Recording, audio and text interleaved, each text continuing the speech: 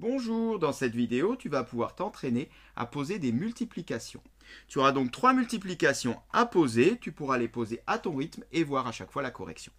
Je te laisse donc poser la première multiplication, tu peux donc mettre la vidéo en pause, la correction arrive ensuite. Correction.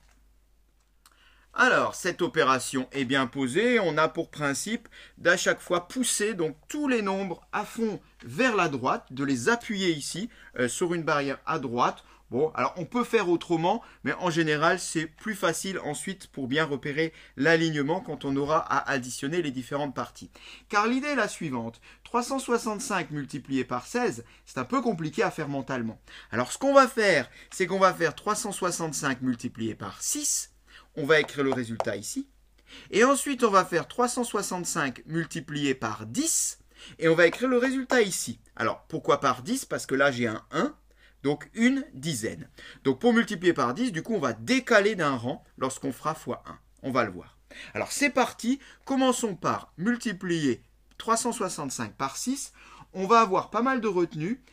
Quand on a beaucoup de retenues sur les multiplications posées, le meilleur outil pour les retenir, c'est les doigts. On va le voir.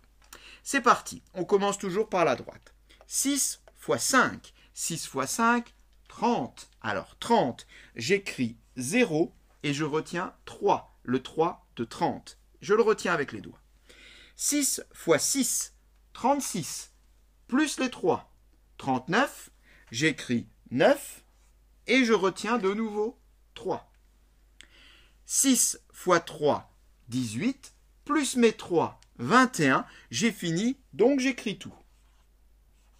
Eh bien, 365 multiplié par 6, ça fait 2190. On poursuit maintenant, on va donc décaler d'un rang, on va démarrer ici, puisqu'on s'attaque aux dizaines, et je vais faire 365 multiplié par 1. Alors ça va être très facile, puisque 1 x 5, 5, il n'y a rien à retenir, 1 x 6, 6, et 1 x 3, 3. C'est plutôt sympathique quand on a une multiplication par 1. Et bien maintenant, on a quasiment terminé. J'ai là le résultat de la multiplication par 6. Là, le résultat de la multiplication par 1 ou par 10. J'additionne ces deux et j'aurai le résultat final.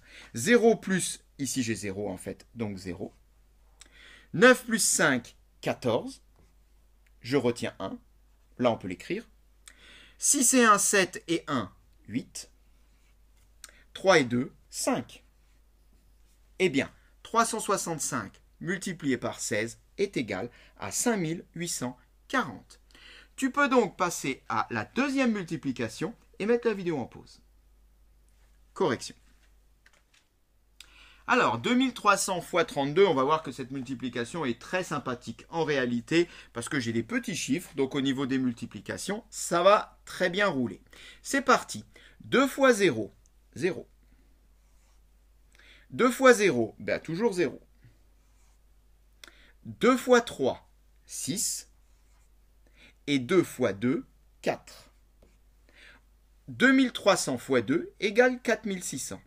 On recommence maintenant en décalant d'un rang et on va démarrer ici par une multiplication par 3. 3 x 0, bien aussi 0. 3 x 0, toujours 0. 3 x 3, 9.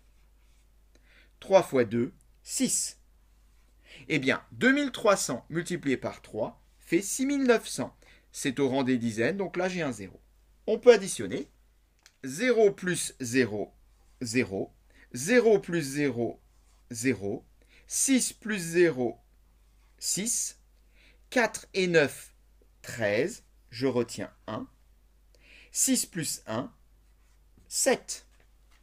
Le résultat de 2300 multiplié par 32 est 73 600. Voilà, cette multiplication était sympa. C'était juste pour s'échauffer avant la suivante qui est un peu plus compliquée. Je te laisse donc mettre la vidéo en pause pour la résoudre.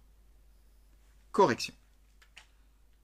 64,2 multiplié par 45. Est-ce que cette opération est bien posée? Je n'ai pas aligné les virgules. Eh bien oui, elle est bien posée. Car en fait, pour la multiplication, on ne va pas se soucier de la virgule. On s'en occupera tout à la fin, quand on aura fini. On l'a dit au départ, il faut pousser nos nombres vers la droite et tout aligné pour que à droite, eh bien, j'ai mes nombres qui reposent comme contre un mur.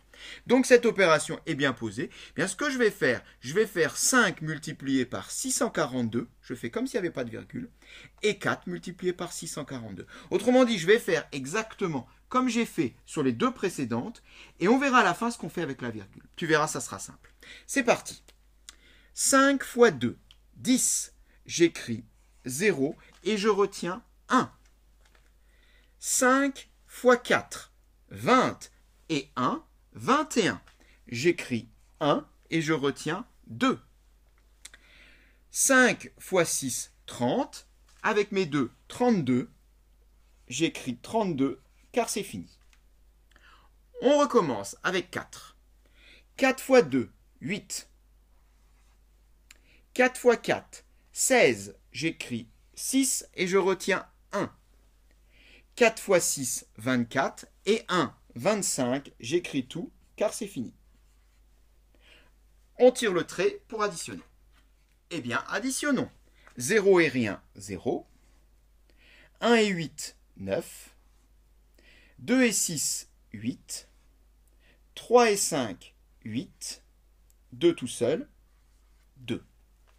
Eh bien, je peux dire que le résultat de 642 multiplié par 45 est 28 890. Mais ce n'est pas 642 fois 45 que j'ai multiplié.